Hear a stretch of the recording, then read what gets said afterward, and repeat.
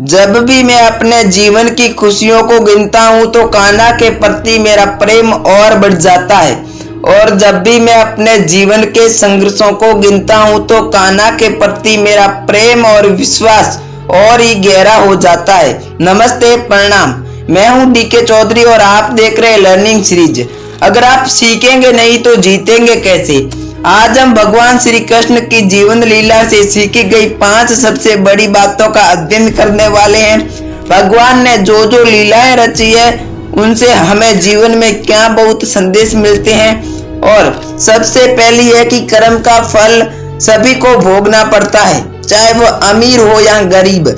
सबसे पहली और सबसे बड़ी बात यह है कि इस जीवन में हर व्यक्ति को अपने कर्मों का फल भोगना ही पड़ता है। क्या आपने कभी सोचा है कि भगवान श्री कृष्ण ने अपने माता पिता को 14 वर्षों तक कारागार में क्यों रहने दिया, जब उसका पुत्र स्वयं भगवान था? तब भी उसने माता पिता बंदी क्यों रहे? जब कंस का वध करने के बाद भगवान श्री कृष्ण जेल पहुंचे और माता देवकी तथा पिता वसुदेव से मुक्त किया तो माता देवकी ने पूछा, पुत्र तुम तो भगवान हो, तुम्हारे पास अनंत शक्तियां हैं, फिर भी आपने 14 वर्ष तक प्रतीक्षा क्यों की? तब भगवान श्री कृष्ण ने कहा, माँ मुझे क्षमा करना, क्या आपने अपने पूर्व वर्ष में मुझे 14 वर्षों के लिए वनवास नहीं दिया था?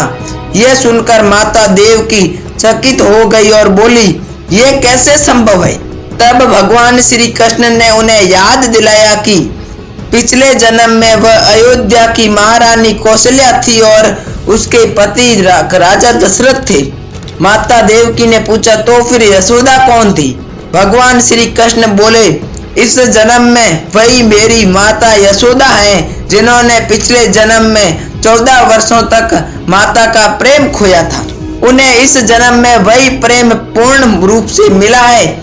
इसलिए याद रखिए, इस संसार में हर जीवन को अपने कर्मों का फल अवश्य भोगना पड़ता है। दूसरी सीख हमें यह मिलती है, जो हमारे वंश में नहीं है वह प्रभु करते हैं, जो हमारे वंश हमारे अंदर नहीं है वो प्रभु करते हैं।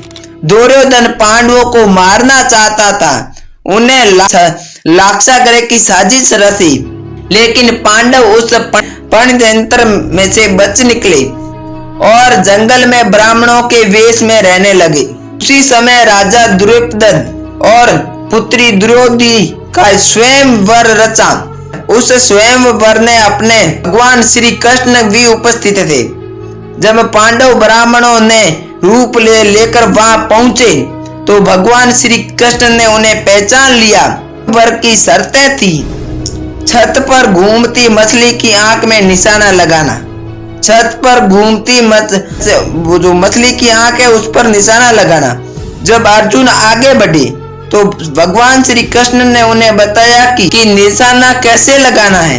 अर्जुन मुस्कुराकर बोला, अगर सब कुछ मुझे ही करना है तो आपकी क्या आवश्यकता है? भगवान श्री कृष्ण बोले, तुम वह करो जो तुम्हारे वंश में है, और जो तुम्हारे वंश में नहीं है वह मैं करूंगा। अर्जुन ने पूछा, वह क्या है? भगवान बोले, मैं पानी की गति को स्थिर कर दूंगा ताकि तुम्हें निशाना लगाने में कठिनाई ना हो। अर्जुन ने पूरा प्रयास किया और लक्ष्य भेद दिया। इससे हमें यह सीख मिलती है, हमें अपना सर्व प्रयास करना चाहिए और जो हमारे हाथ में नहीं है उसे हमारे को प्रभु पर छोड़ देना चाहिए। तीसरी सीख हमें यह मिलती है कि सच्ची भक्ति निष्कपट होती है। भगवान की भक्ति में कोई छल नहीं होना चाहिए। भक्ति में केवल प्रेम और पूर्ण विश्वास होना चाहिए। जब लोग पूछते थे कि भगवान श्री कृष्ण का सबसे बड़ा भक्त कौन था तो सभी का उत्तर होता था कि राधा रानी। लेकिन नारद जी को यह स्वीकार नहीं था। वे सोचते थे कि सबसे बड़े भक्त तो वे स्वयं हैं। एक दिन नारद जी द्वारका पहुंचे। भगवान श्री कृष्ण सिर पकड़कर बैठे थे। नारद जी ने पूछा, प्रभु आपको क्या हुआ? भगवान बोले, मेरे सिर में बहुत पीड़ा है। यदि मेरा सबसे बड़ा भक्त मेरे चरण, वो अपने चरण धोकर मेरे को चरणामृत पिलाएगा, यानी कि जो उसके चरण से पानी अमृत निकलेगा वह मुझे पिलाएगा, तो मेरी पीड़ा दूर हो जाएगी। नारद जी उलझन में पड़ गए। उन्होंने सोचा, अगर मैं चरणामृत दूंगा तो मेरे को पाप लगेगा। तब वे राधा रानी के पास पहुंचे।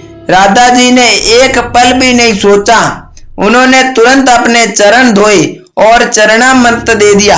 राधा जी बोली, मैं नहीं जानती कि मैं सबसे बड़ी भक्त हूँ या नहीं, पर मैं अपने प्रभु की पीड़ा को नहीं देख सकती। तब नारद भी समझ गया कि सच्ची भक्त यही है। चौथी सीख हमें यह मिलती है, शक्ति का प्रदर्शन आवश्यकता नहीं करना चाहिए। शक्ति का जो प्रदर्शन है वह हमें अनावश्यक कभी भी नहीं करना चाहिए। भगवान श्री कृष्ण को रणछोड़ दास भी कहा जाता था। इसका अर्थ यह नहीं कि वे डर गए थे, बल्कि यह कि उन्होंने निर्दोष प्रजा को बचाने के लिए युद्ध छोड़ा। जरासंध, शिशुपाल और काले वन भारी सेना लेकर आए। भगवान श्री कृष्ण ने रातों रात द्वारका बसाई और प्रजा को सुरक्षित किया। काले वन को वरदान था कि वह किसी हथियार से नहीं मरेगा। भगवान श्री कृष्ण उसे गुफा तक ले गए जहाँ राजा मुचुकुंद सो रहा था।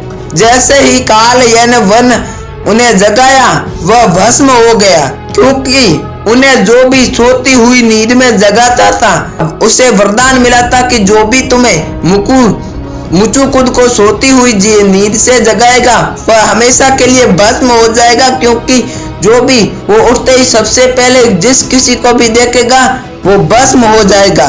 तो बाद में वह भस्म हो गया। इस लीला से सीख ये मिलती है कि शक्ति होते हुए भी उसका अनावश्यक प्रदर्शन नहीं करना चाहिए। और पांचवी और सबसे बड़ी बात है, अहंकार ही सबसे बड़ा शत्रु है। एक बार रानी सत्यभामा ने अपने सौंदर्य पर गर्व किया।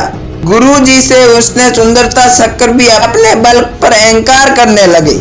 भगवान श्री कृष्ण ने हनुमान जी को बुलाया और हनुमान जी ने गुरूर जी की उड़ान और सुंदर शक्कर की शक्ति दोनों का अहंकार तोड़ दिया।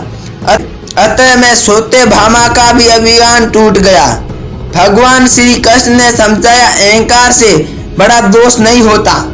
ये 5 लीलाएं हमें जीवन में सबसे बड़ी सीख देती है।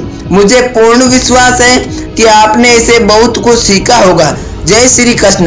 अगर आपको वीडियो थोड़ा भी अच्छा लगा है तो एक बात मैं आपको हमेशा बोलता हूँ, अपनों के प्यार से, भगवान के आशीर्वाद से कर दिखाओ कुछ ऐसा कि दुनिया करना चाहे आपके जैसा। नमस्कार, मैं हूँ दिनेश कुमार और आप देख रहे हैं हमारा चैनल दिनेश सपोर्ट। अगर आपको हमारे चैनल पर थोड़ी बहुत अच्छी कहानियां लगती है तो आप वीडियो को लाइक कर दें, चैनल को सब्सक्राइब कर दें और वीडियो के नीचे एक प्यारा सा कमेंट कर दें। अगर आपको वीडियो थोड़ी भी अच्छी लगी हो तो चैनल को सब्सक्राइब करके ही जाना। नमस्कार, जय हिंद, वंदे मातरम। मिलते हैं नेक्स्ट वीडियो में।